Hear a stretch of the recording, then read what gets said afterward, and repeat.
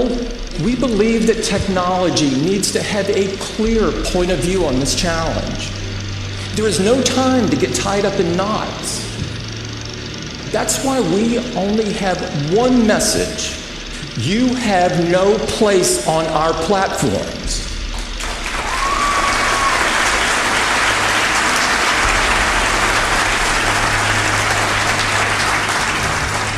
You have no home here. From the earliest days of iTunes to Apple Music today, we have always prohibited music with a message of white supremacy.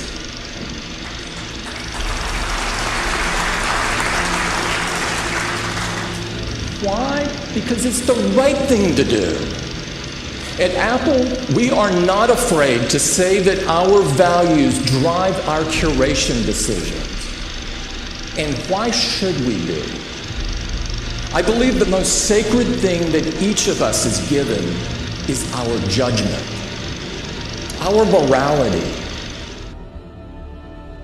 Recently, Tim Cook, the homosexual CEO of Apple, received an award from the Jews at the Israeli hate group, the Anti-Defamation League of B'nai B'rith, for his efforts in running mass censorship across the internet to silence white voices.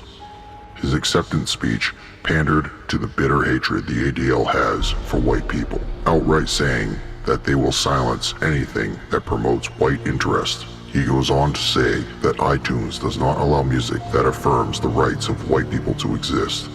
Meanwhile, iTunes freely posts music that openly calls for the rape, torture, and murder of white men, women, and children.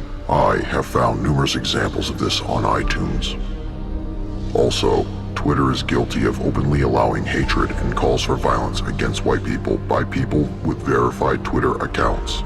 The hatred is to the extent that the verified hatred account exposing this had reached tens of thousands of tweets of hatred and calls for violence that go completely unchallenged.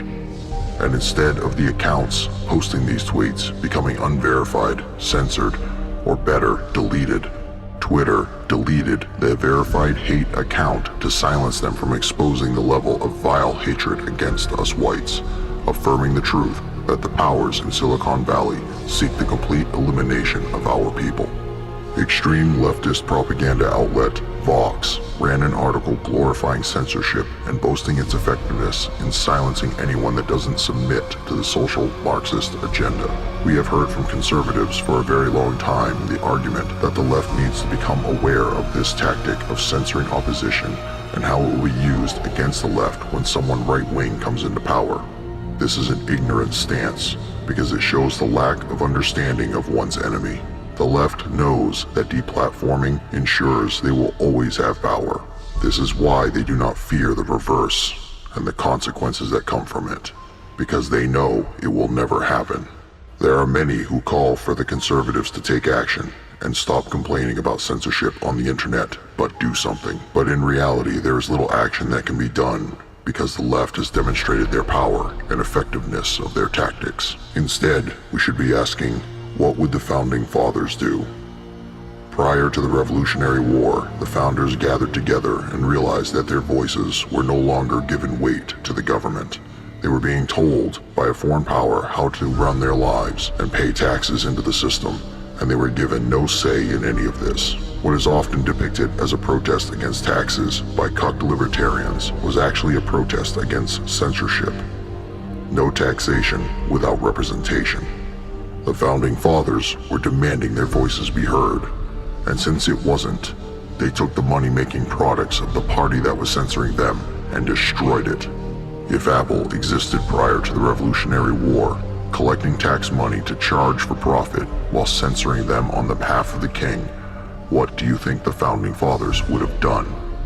Should they have posted their grievances on Apple's platforms only to have Apple further deny them by deleting and banning them? Or would they have thrown a different kind of tea party, an Apple party, one that would cost Apple a huge chunk of their profit beyond pointless boycotts? Remember, the left has taught us that one cannot commit acts of violence against inanimate objects, and the left has also taught us that destroying other people's property is not rioting, it is a righteous protest. Ponder these words as you follow me on all social networks in the description. And remember, watch from the shadows and see the truth.